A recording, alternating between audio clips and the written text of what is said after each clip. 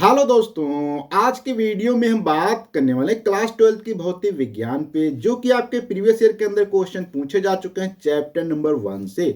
और आज का हमारा टॉपिक होने वाला इलेक्ट्रिक डाइपोल अर्थात वैद्युत द्विध्रुव। ये क्या होता है और इस पे आधारित जो भी क्वेश्चन पूछे गए उन क्वेश्चन को कैसे सॉल्व करेंगे, इसी पे आज हम डिटेल से बात करने वाले हैं। तो वीडियो को स्टार्ट करने से पहले आप सभी लोगों से रिक्वेस्ट है, अगर अभी तक आपने हमारे चैनल को सब्सक्राइब नहीं किया तो प्लीज सब्सक्राइब करें, साथ बेल आइकन को प्रेस करें।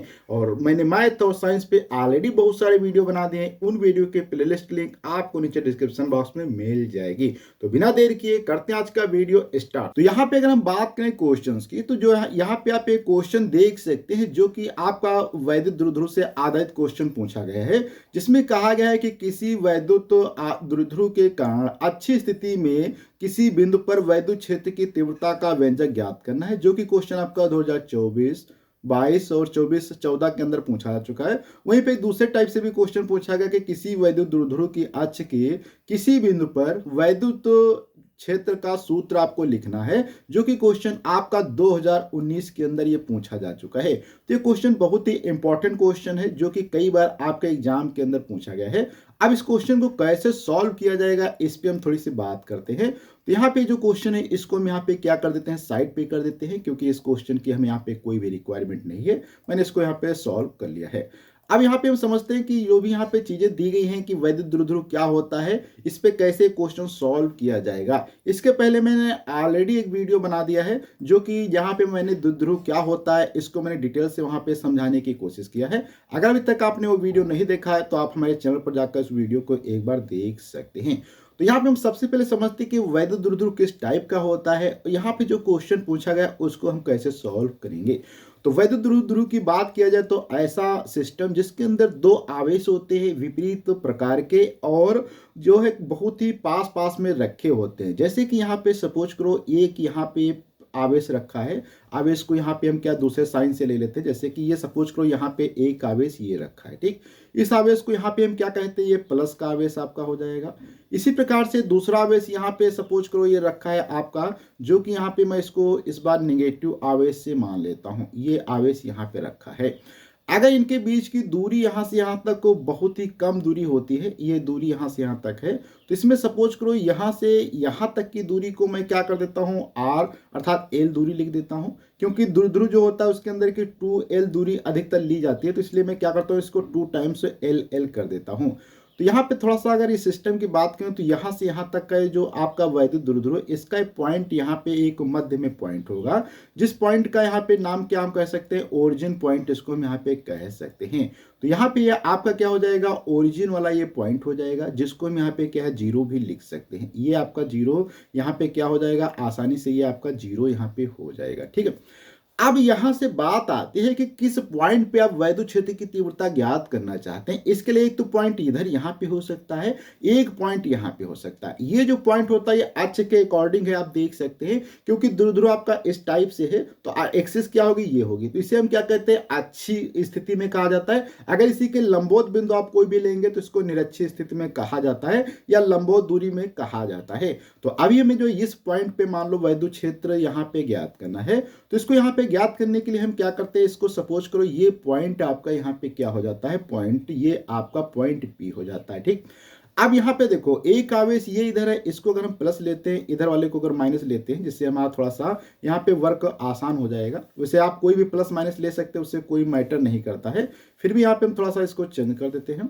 तो यहाँ पे आप देखेंगे क्या हो जाएगा, ये वाला आपका यहाँ पे क्या है, ये माइनस का है, सॉरी ये वाला यहाँ पे आपका ये माइनस का था और ये इधर प्लस का। अब यहाँ से देखो ये दूरी यहाँ से बीच की L है। अगर यहाँ से दूरी देखी जाए, यहाँ से यहाँ तक की डिस्टेंस को देखा जाए, तो ये आपको सपोज करो ये डिस्टेंस क्या है, R डिस्टेंस है। तो अब यहाँ से अलग अलग दो दूरियां आपको देखने को मिलेंगी। एक तो दूरी ये यहाँ से यहाँ तक की मिलेगी, जो कि क्या होगा, R माइनस एल करके दूरी होगी। ये क्या हो जाएगी, R माइनस एल हो जाएगा। ऐसे यहां से यहां तक की अगर दूरी आप देखेंगे तो ये दूरी आपकी क्या हो जाएगी, R यहां से प्लस की दूरी हो जाएगी।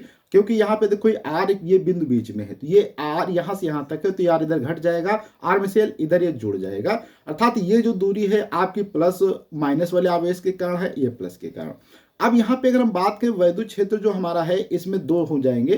तो एक जो वैद्युत क्षेत्र हमारा E1 हो जाएगा, वो सपोज करो ये E1 जो होता है आपका, ये प्लस वाले आवेश के कारण है। वहीं पे जो आपका दूसरा वाला यहाँ पे वैद्युत क्षेत्र होगा, जिसका नाम हम क्या कर देते हैं, E2 नाम दे देते हैं। और E2 किसके कारण होगा, आपके माइनस वाले आवेश के कारण होगा। अब यहां तक तो हमने वैद्युत क्षेत्र को समझ लिया कि इस पॉइंट पे हमें वैद्युत क्षेत्र पॉइंट यहाँ पे P पे ज्ञात करना है। इस पॉइंट पे आप देख सकते हैं वैद्युत क्षेत्र क्या है, आपके दो जो है वैद्युत क्षेत्र के कारण आ रहा है, एक E1 के कारण, एक E2 के कारण। और यहाँ पे आप ध्यान से देखेंगे तो E1 का मान यहाँ पे आपको ज्यादा दिखाई देगा, E2 से ज्यादा दिखाई देगा। यहां तक की चीजें तो हमारे सब चीजें समझ में आ जाती हैं।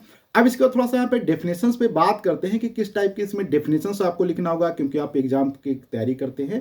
तो इसमें देखेंगे क्या लिखना होगा आपको एग्जाम के अंदर कि अच्छी स्थिति में वैद्युत क्षेत्र की तीव्रता यहाँ पे ज्ञात करने के, माना कि वैद्युत द्विध्रुव ए बी, यहाँ पे एक वैद्युत द्विध्रुव मैंने ए बी लिया था जिसमें प्लस क्यू माइनस क्यू कुलाम के आवेश एक दूसरे से 2l दूरी की पे थे। अभी मैंने आपको दिखाया था 2l दूरी पे यहाँ पे स्थित है, 2l की दूरी पर स्थित है, किसी ऐसे माध्यम में रखा है जिसका परावर्तांक k है, द्विध्रुव की अक्ष पर द्विध्रुव के मध्य बिंदु O से r दूरी मीटर पर स्थित प्रक्षेपण बिंदु P पर वैद्युत द्विध्रुव की क्षेत्र की तीव्रता ज्ञात करना है। ये यहां से आपको लिखना होगा। अब यहाँ पे इसको नीचे कर लेते हैं। अब इसके बाद यहाँ पे थोड़ा सा और भी हमें लिखना पड़ेगा, जैसे कि यहाँ पे हमने चित्र बना लिया। अब इसके बाद यहाँ पे कैसे आपको एग्जाम में लिखना है, ये तो पहले हमारा चित्र के विषय में जानकारी हो गई। फिर यहाँ पे माना कि द्विध्रुव आवेश प्लस क्यू तथा माइनस क्यू के कारण बिंदु P पर उत्पन्न वैद्युत क्षेत्र की तीव्रता क्रमशः यहाँ पे E1 है और E2 है। चित्र से स्पष्ट है कि प्लस क्यू से बिंदु P पर की दूरी r माइनस एल है, जो कि अभी मैंने यहाँ पे दिखाया था, और माइनस क्यू से दूरी क्या है, r प्लस एल है। ये चीजें मैंने आपको दिखाया था। अभी हम इसको क्या करते हैं, यहाँ पे साइड में इधर रख देते हैं। इस प्रकार से आपका क्वेश्चन ही कंप्लीट होगा, क्योंकि मैं यहाँ पे अगर लिखूंगा तो इसमें ज्यादा टाइम लग जाएगा, इसलिए मैं इनको लिखना नहीं चाहता हूँ। अब यहां तक जब चीजें कंप्लीट हो जाती हैं तो यहाँ पे हम बात करते हैं कि E1 का मान क्या होगा, वैद्युत क्षेत्र।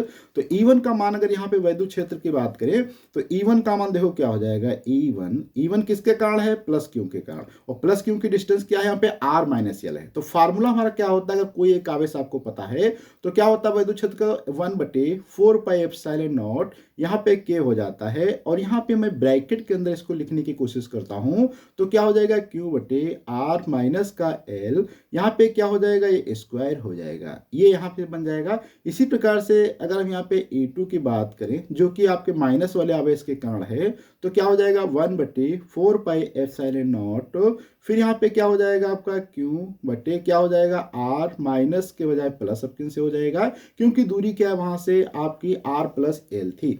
अब यहां तक तो ये हमारे दो फार्मूले समझ में आ जाते हैं। अब इसके बाद यहाँ पे हम समझते हैं कि इसमें आपको अब आगे चीजें क्या लिखनी होंगी। जैसे कि इसके बाद आपको यहाँ पे लिखना होगा, क्योंकि बिंदु P पर तीव्रताएं E2 और E1 यहाँ पे E1 और E2 एक ही रेखा के अनुदिश विपरीत दिशाओं में। अभी मैंने आपको दिखाया था कि यहाँ पे वैद्युत क्षेत्र है, इधर भी एक था एक इधर था, इधर को जो था प्लस के कारण, इधर को था माइनस के कारण, तो एक ही दिशा पर है। और यहाँ पे ध्यान रखना है कि ये E1 आपका है और ये E2 एक ही रेखा के अनुदिश है परंतु विपरीत दिशाओं में है। अतः बिंदु P पर परिणामी तीव्रता E इन दोनों तीव्रताओं के अंतर के बराबर होगी तथा परिणामी तीव्रता E दिशा E1 की दिशा में होगी, क्योंकि यहाँ पे E1 जो है आपका बड़ा है E2 से। इस प्रकार से ये आपका कॉन्सेप्ट यहाँ पे हो जाता है। अब इसके बाद यहाँ पे समझते हैं कि E1 अर्थात रिजल्टेंट जो हमारे यहाँ पे आने वाला है परिणामी, वो क्या होगा, क्या हो जाएगा, E इक्वल टू क्या हो जाएगा, यहाँ से कलर चेंज करके E इज इक्वल टू क्या हो जाएगा आपका E1 माइनस का क्या हो जाएगा, E2 हो जाएगा। ठीक है, यहां तक चीजें हो जाती हैं।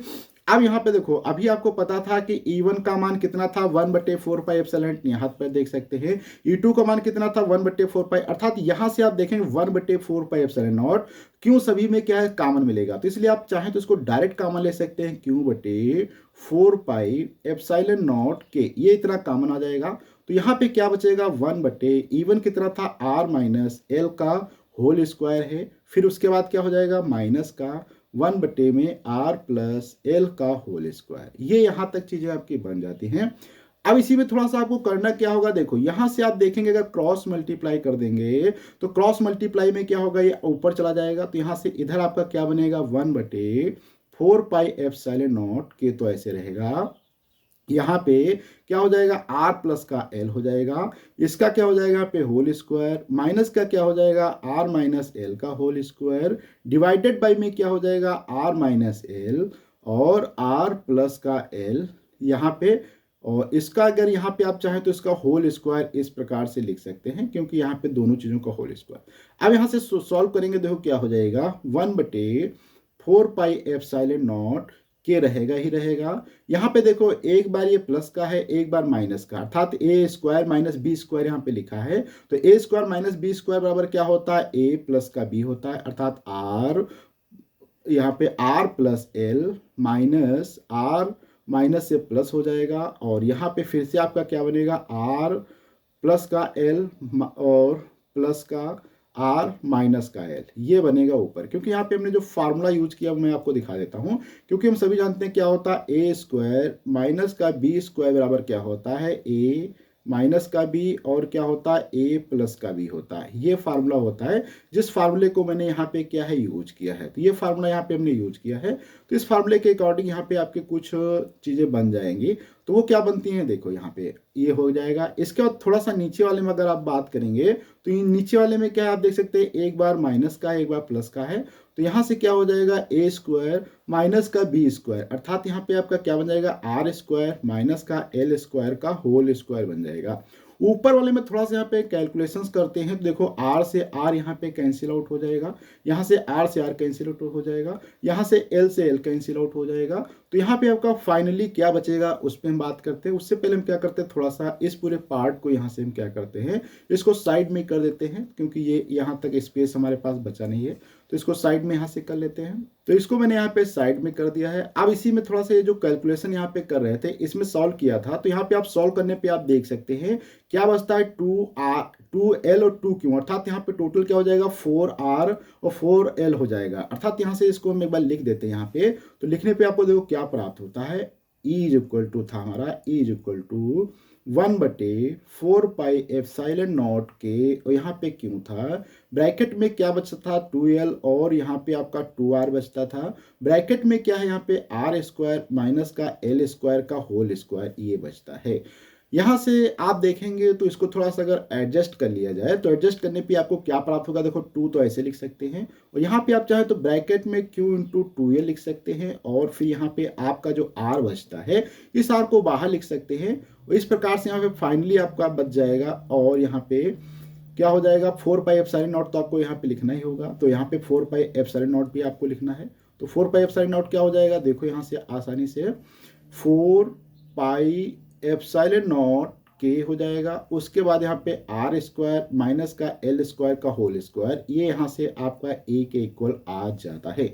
अब यहाँ तक की तो चीजें हमारी सभी चीजें क्लियर हो जाती हैं। अब हम यहाँ पे थोड़ा सा आगे बात करते हैं कि वैद्युत द्विध्रुव जो यहाँ पे आपका है इसकी लंबाई क्या है, बहुत ही क्या होती है कम होती है इसके दूरी की तुलना में। तो यहाँ पे एक डेफिनेशन आपको पढ़ना होगा कि यदि द्विध्रुव की लंबाई जो है लंबाई के सापेक्ष प्रक्षेपण बिंदु से मध्य बिंदु ओ से बहुत दूरी अगर अर्थात कम है तो आर का मान यहाँ पे बहुत ही क्या है बड़ा हो जाएगा 2L से। तो इसलिए इस कंडीशन में आर स्क्वायर की तुलना में एल स्क्वायर का मान बहुत ही कम होगा। अतः इस दिशा में द्विध्रुव के कारण बिंदु P पर वैद्युत क्षेत्र की तीव्रता क्या हो जाएगी। तो यहाँ पे अब क्या बनता है फार्मूला, आप देखेंगे कि R जो है यहाँ पे क्या हो जाएगा आपका केवल R स्क्वायर यहाँ पे बच जाएगा। तो यहाँ से आपका फाइनली रिजल्ट यहाँ पे हम लिखने की बात करें तो फाइनल रिजल्ट आपका क्या बन जाएगा, E इज इक्वल टू क्या हो जाएगा 1/4 पाई एप्सिलॉन नॉट के, तो यहाँ पे रह जाएगा।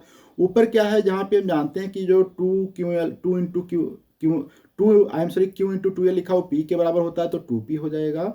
और यहाँ पे ये आपका R था, इसको R एक बार लिख लेते हैं। और नीचे क्या है जब R बहुत ही क्या है L बहुत ही छोटा हो जाएगा तो यहाँ से R बचेगा, R का स्क्वायर का यहाँ पे बाहर लगा स्क्वायर, तो यहाँ से एक स्क्वायर से एक स्क्वायर कट जाएगा। तो यहाँ से E बराबर आपका निकल के आ जाएगा 1/4 पाई एप्सिलॉन नॉट यहाँ पे के रहेगा इंटू 2P/R³ हो जाएगा, जो कि यहाँ पे अब आपका ये फाइनल आंसर यहाँ पे बन जाता है जो कि इस क्वेश्चन का आंसर था। और अगर इसकी यूनिट की बात करें तो यूनिट यहाँ पे क्या होती है हम सभी जानते हैं, वैद्युत क्षेत्र जो होता है उसकी यूनिट क्या होती है न्यूटन पर यहाँ पे क्या होती है कूलाम होती है। तो इस प्रकार से अगर आपके पास कोई भी वैद्युत द्विध्रुव है, उसके अगर अच्छी स्थिति में पूछा जाए कि क्या होगा वैद्युत क्षेत्र का फार्मूला, तो आप इस प्रकार से निकाल सकते हैं। इसको यहाँ पे मैं आपको एक बार फिर से दिखा देता हूँ कि मैंने यहाँ पे क्या क्या किया था। जैसे सबसे कि पहले मैंने यहाँ पे क्या वैद्युत द्विध्रुव का यहाँ पे डायग्राम ड्रा किया था।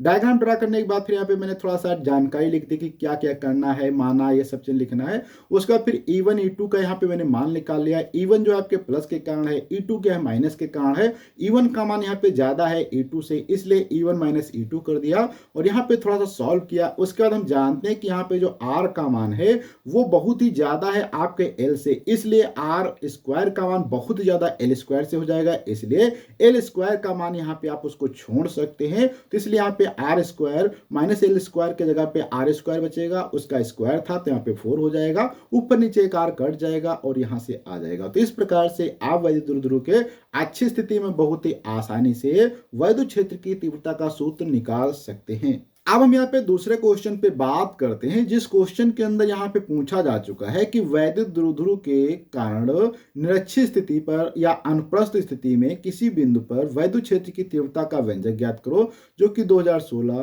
17, 20 और 24 के अंदर पूछा जा चुका है, जो कि ये बहुत ही अच्छा क्वेश्चन है और यहाँ पे मोस्ट इंपॉर्टेंट क्वेश्चन है। तो इस क्वेश्चन को कैसे सॉल्व करेंगे इस पे हम डिटेल से बात करते हैं। तो ये क्वेश्चन सॉल्व करना बहुत ही आसान है। उससे पहले यहाँ पे थोड़ा सा डायग्राम पे बात करते हैं कि निरक्षीय स्थिति क्या होती है। तो यहाँ पे सपोज करो हमारे पास पहले यहाँ पे एक हम क्या करते हैं डायग्राम बनाते हैं। तो यहाँ पे ये हमारे पास यहाँ पे एक ये इलेक्ट्रिक डायपोल हो जाता है, ठीक। ये हमारा क्या हो जाएगा, यहाँ पे इलेक्ट्रिक डायपोल हो जाएगा। इलेक्ट्रिक डायपोल में हम जानते हैं कि दो आवेश होते हैं, तो एक आवेश इधर होगा, यहाँ से इसको हटाते हैं, एक आवेश इधर होगा, एक आवेश इधर होगा। इस पॉइंट को हम यहाँ पे क्या करते हैं बी मान लेते हैं और इस पॉइंट को हम क्या करते हैं यहाँ पे ए मान लेते हैं, ठीक। ये पॉइंट ए हो जाएंगे। तो यहाँ पे पॉइंट यहाँ पे सपोज करो आपका माइनस का क्यों आवेश रखा है और इधर यहाँ पे क्या है आपका ये प्लस का क्यों आवेश रखा है। यहाँ से यहाँ तक की डिस्टेंस की बात किया जाए तो यहाँ से यहाँ तक की डिस्टेंस L है, फिर इसी प्रकार से यहाँ से यहाँ तक की डिस्टेंस क्या है L है, अर्थात इसको मैंने 2L होती जिसको मैंने LL के रूप में लिख दिया है।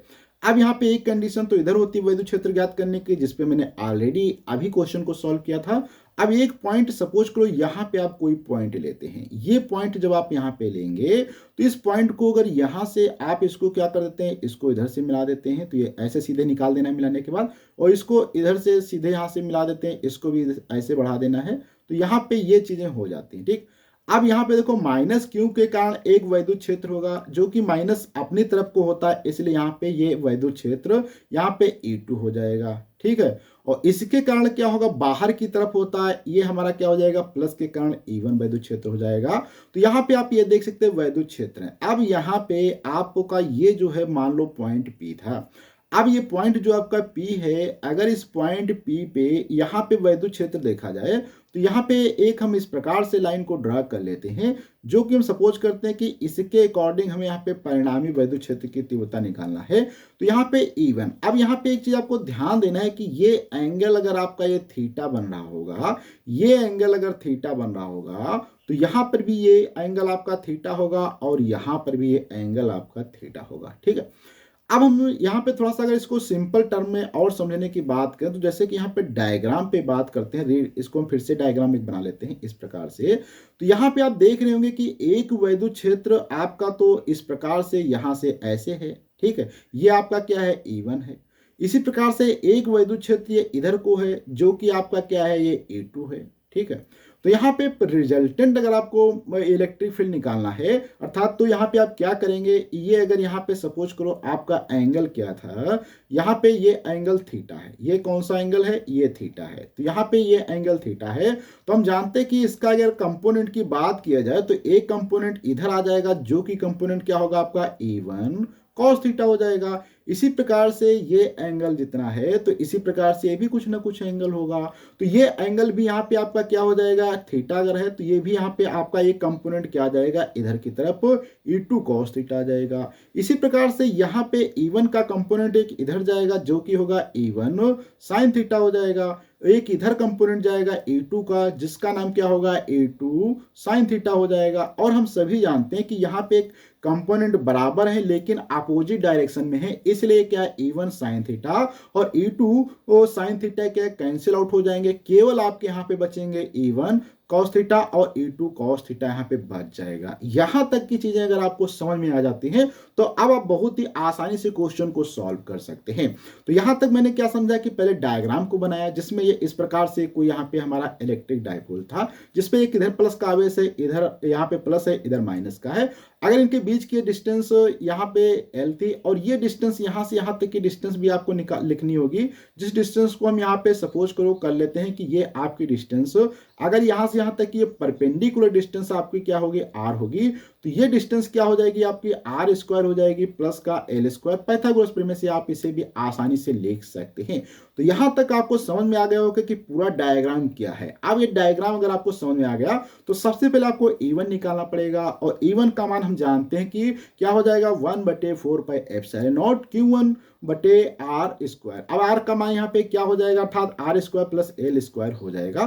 तो यहाँ पे हम क्या करते हैं, डायग्राम को पहले थोड़ा सा साइड में कर लेते हैं। तो यहाँ पे हम समझ लेते हैं कि इसके अंदर आपको लिखना क्या होगा, क्योंकि एग्जाम में अगर आप इस क्वेश्चन को सॉल्व करेंगे तो वहाँ पे आपको लिखना भी पड़ेगा। तो उसमें लिखना आपको क्या है कि माना यहाँ पे क्या होगा, वैद्युत द्विध्रुव के निरक्षीय स्थिति पे अगर वैद्युत क्षेत्र की तीव्रता ज्ञात करते हैं तो इसमें आपको क्या करना पड़ेगा, यहाँ पे मान के चलेंगे कि यहाँ पे माना कि क्या है, यहाँ पे वैद्युत द्विध्रुव के AB परावैद्युतांक K वाले माध्यम में रखा है, अर्थात कोई परावैद्युतांक K है जिसके माध्यम में आप रखते हैं। अगर जिसके बिंदु A पर प्लस Q आवेश तथा B सिरे पे माइनस Q आवेश एक दूसरे से 2L दूरी पे रखे हैं, तो वैद्युत द्विध्रुव की निरक्षीय स्थिति मध्य बिंदु O से बिंदु P पर वह स्थित वैद्युत क्षेत्र की तीव्रता ज्ञात करना है। बहुत ही अच्छा क्वेश्चन है, यहाँ तक तो ये चीजें समझ में आ जाती हैं। और यहाँ पे आप एक चीज देख सकते थे कि ये जो दूरी हमारी थी, चाहे AP से देखें चाहे BP से बराबर आएगी, अर्थात यहाँ पे डिस्टेंस जो हमारी होने वाली है वो डिस्टेंस क्या होंगे, दोनों बराबर होंगे। अर्थात यहाँ पे जो आपका AP होगा वो किसके बराबर होगा, BP के बराबर होगा, और ये अभी मैंने लिखा था क्या होगा, R स्क्वायर प्लस का L स्क्वायर होगा। ये चीज यहाँ तक तो आपको समझ में आ जानी चाहिए, क्योंकि ये पाइथागोरस से आप बहुत ही आसानी से इसको फाइंड आउट कर सकते हैं। इसको भी हम यहाँ पे साइड में कर देते हैं। अब इसके बाद समझते हैं कि यहाँ पे वैद्युत क्षेत्र जो आपका होगा वो क्या होगा, E1 और E2। तो E1 का मान क्या होगा, देखो यहाँ से अगर हम लिखने की बात करें तो E1 इज इक्वल टू क्या हो जाएगा, आपका E1 जो है यहाँ पे आपके प्लस वाले आवेश के कारण है, तो यहाँ पे क्या हो जाएगा 1/4 पाई एप्सिलॉन नॉट, क्योंकि के परावैद्युतांक में रखा है तो क्या हो जाएगा 1/4 पाई एप्सिलॉन नॉट के, फिर यहाँ पे क्या हो जाएगा Q, और डिस्टेंस कितनी है R प्लस का L है। यहाँ पे R प्लस L का रूट था और यहाँ पे स्क्वायर लगा था। तो आप देखेंगे रूट, यहाँ पे मैं इंपॉर्टेंट चीज बता दूं, अगर कोई भी रूट में लिखी है अगर उसका स्क्वायर आप करेंगे तो यहाँ से क्या होता है, ये चीज हट जाती है। तो इस प्रकार से यहाँ से आप अभी देख सकते हैं कि यहाँ पे डिस्टेंस का रूट है, वहां पे स्क्वायर होता तो इससे क्या हट जाएगा, तो यहाँ पे ये बचेगा। इसी प्रकार से यहाँ पे आपका दूसरा वाला जो हो जाएगा E2 इज इक्वल टू क्या हो जाएगा, यहाँ से 1/4 पाई एप्सिलॉन नॉट इंटू के क्या हो जाएगा Q/R प्लस L। ये भी यहाँ पे सेम रहने वाला है, ठीक। और यहाँ पे ध्यान रखना ये स्क्वायर में है, अंदर R square plus L square, ठीक।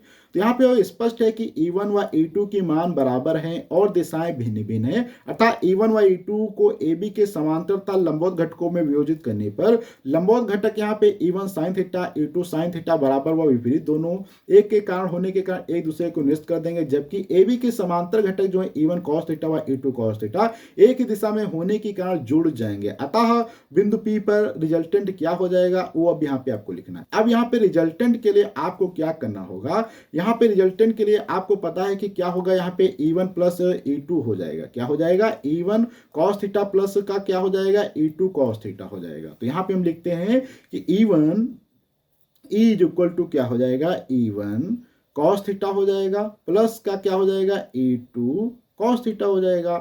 E1 और E2 cos थीटा में अभी हमने देखा कि ये सभी में E1 E2 बराबर है, तो यहाँ पे आप डायरेक्ट क्या लिख सकते हैं, क्या लिख सकते हैं Q/, यहाँ पे ये क्या हो जाएगा Q/4 पाई एप्सिलॉन नॉट के हो जाएगा, इतना बराबर है। ब्रैकेट में भी आपका R स्क्वायर प्लस का L स्क्वायर वो भी बराबर है। यहाँ पे आप देखेंगे cos थीटा भी इक्वल है, तो यहाँ से आप देखेंगे ये क्या हो जाएगा आपका 2 cos थीटा यहाँ से बन जाएगा। इस प्रकार से ये यहाँ से आ जाएगा।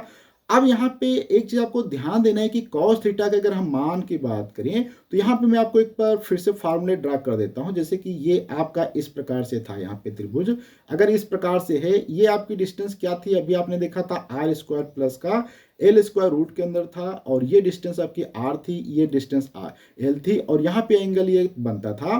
तो cos थीटा बराबर क्या होता है आप सभी जानते हैं। cos थीटा बराबर क्या होता है, यहाँ पे आधार बटे क्या होता है कर्ण। आधार यहाँ पे क्या है, एल है, और कर्ण कितना दिया है, एल स्क्वायर प्लस का आर स्क्वायर ये दिया गया है। तो ये चीज यहाँ पे हो जाएगा। तो यहाँ पे जो cos थीटा है उसके जगह पे आपको लिखना है। तो यहाँ पे लिखने के लिए अब मैं इसको एक बार थोड़ा सा छोटा कर देता हूँ, जिससे आपको ये समझने में आसानी रहेगी। तो यहाँ पे आप रखेंगे तो देखो क्या प्राप्त होगा। अभी आपने देखा था कि क्या था, ई बराबर क्यू बटे, तो यहाँ से ई बराबर आपका जो निकल के आया था क्या था, क्यू बटे यहाँ पे क्या था 4 पाई एप्सिलॉन नॉट के ब्रैकेट में क्या था आर स्क्वायर प्लस का एल स्क्वायर था। और क्यू बराबर क्या निकल के आया है, यहाँ पे एल था, एल बटे में डिवाइड में क्या था आप देख सकते हैं, एल बराबर यहाँ पे क्या निकल के आया था, रूट में यहाँ से क्या है आपका रूट के अंदर रहने वाला है, यहाँ पे आर स्क्वायर प्लस का एल स्क्वायर ये निकल के आता है।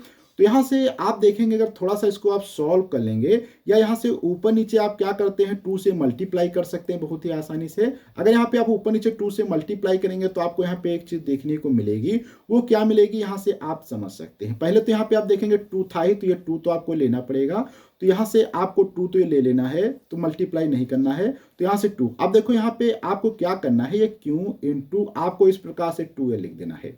नीचे यहाँ पे क्या हो जाएगा आपका 4 पाई एप्सिलॉन नॉट के हो जाएगा। अब यहाँ पे आप देखेंगे ये 1/2 पावर है, अर्थात 1/2 पावर और 1 जोड़ेंगे तो क्या होगा आपका 3/2 हो जाएगा। तो अर्थात यहाँ से आपका क्या हो जाएगा, आर का स्क्वायर प्लस का एल का स्क्वायर 3/2, और क्यू इंटू 2l क्या होता है हम सभी जानते हैं, ये क्या होता है पी होता है।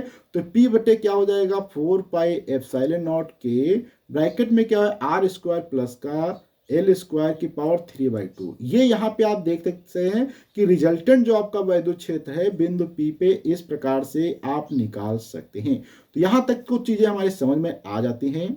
अब इसी में थोड़ा सा समझते हैं, यदि L का मान R से अत्यधिक कम होगा, क्योंकि हम जानते हैं L जो होता है बहुत ही कम होता है R के तुलना में, तो इस कंडीशन में क्या आपका L स्क्वायर का मान भी कम हो जाएगा R स्क्वायर से। तो यहाँ पे हम क्या कर सकते हैं, नग्न कर सकते हैं। तो यहाँ से हमारा फाइनली क्या बन के आ जाएगा, E इज इक्वल टू आपका क्या बनेगा, E यहाँ से हम लिखना चाहें तो E इज इक्वल टू आपका क्या बन जाएगा 1 बटे अर्थात तो P बटे क्या हो जाएगा 4 पाई एप्सिलॉन नॉट इंटू के हो जाएगा।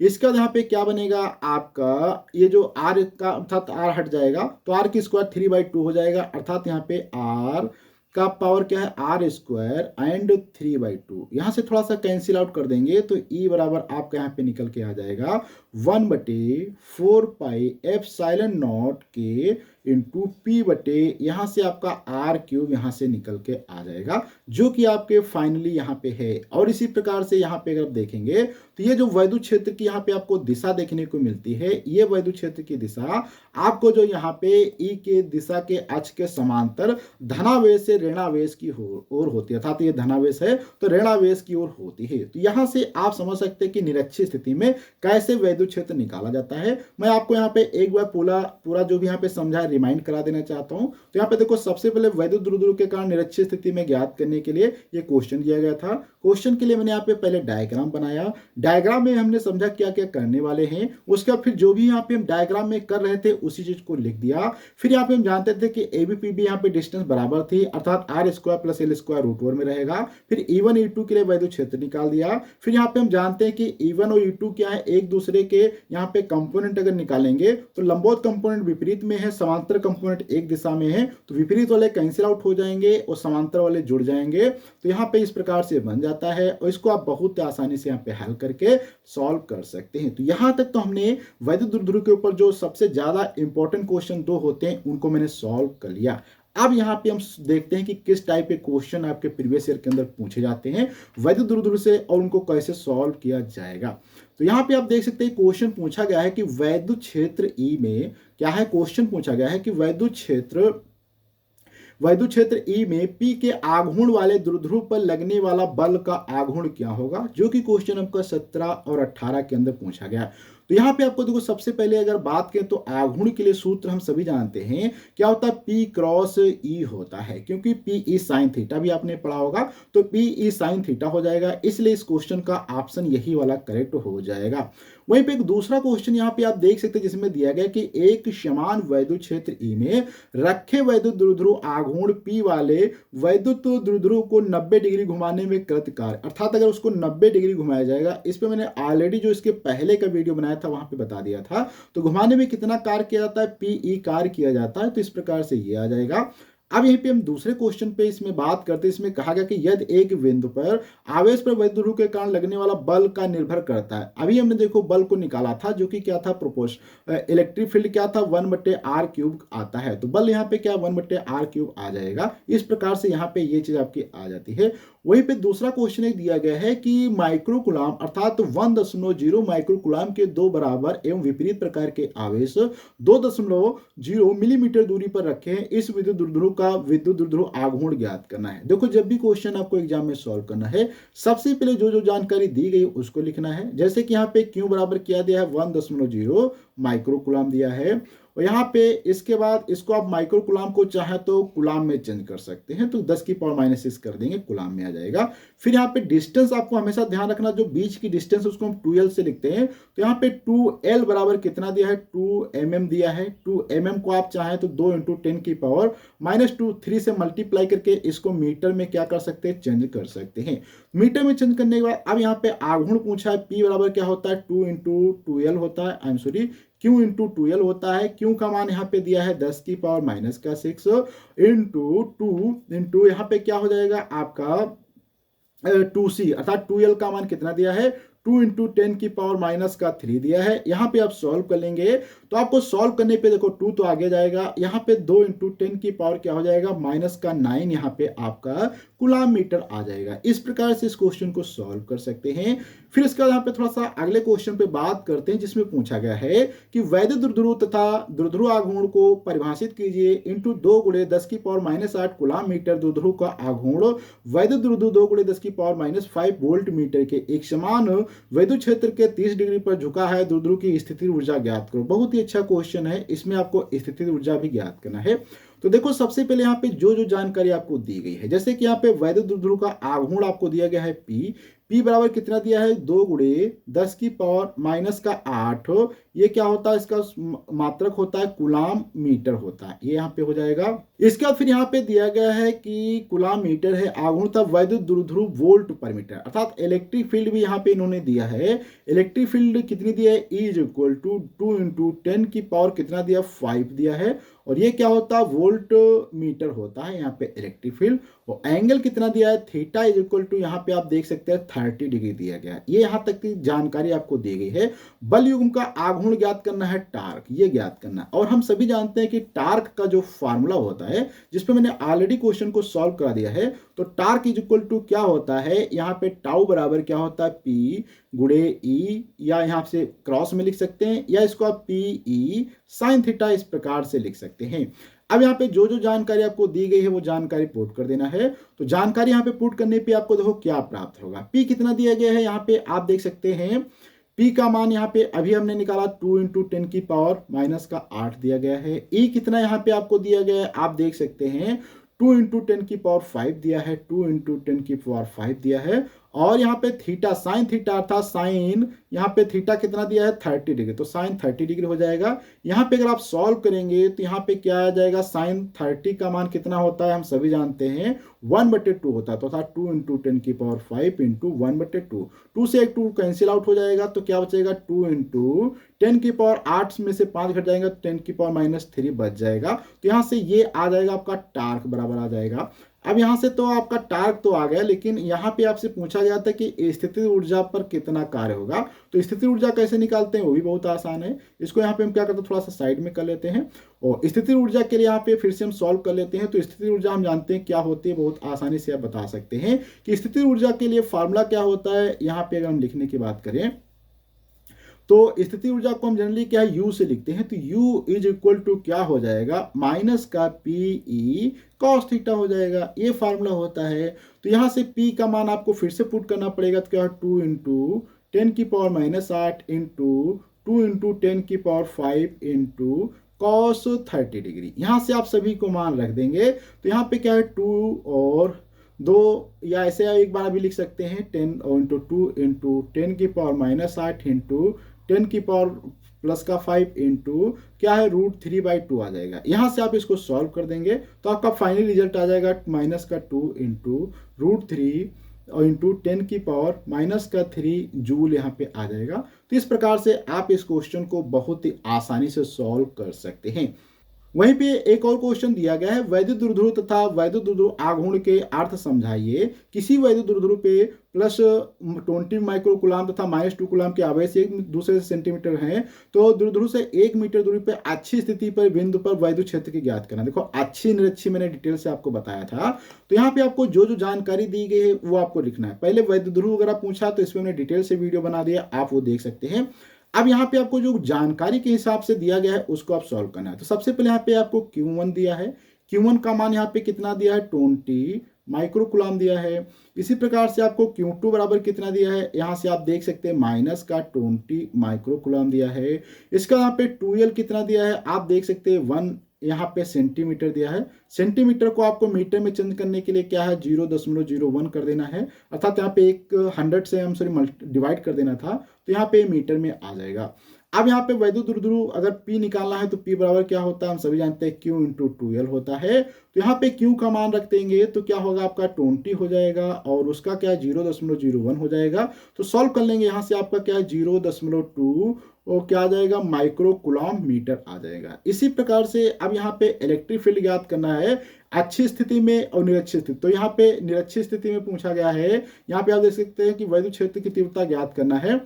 तो यहाँ पे क्या हो जाएगा 1/4πε0, फिर क्या हो जाएगा 2p/r³ होगा। यहाँ पे आपको सभी मान रख देने हैं। 9 इंटू 10⁹ होता है ये 1.4πε0 का मान इंटू 2p का मान अभी हमने यहाँ पे निकाला 2 इंटू क्या आता है 0.2 यहाँ पे निकल के आता है, डिवाइड में क्या हो जाएगा 1³ हो जाएगा। अब यहाँ से इसको आप थोड़ा सा सिंप्लीफाई कर लेंगे तो यहाँ पे क्या आ जाएगा 9 इंटू 10⁹ इंटू 0.4 इंटू 10⁻⁻6 आ जाएगा और यहाँ से आपका फाइनल रिजल्ट आएगा 3.6 इंटू 10⁻³ वोल्ट पर यहाँ पे मीटर आ जाएगा। इस प्रकार से इस क्वेश्चन को आप बहुत आसानी से सॉल्व कर सकते हैं।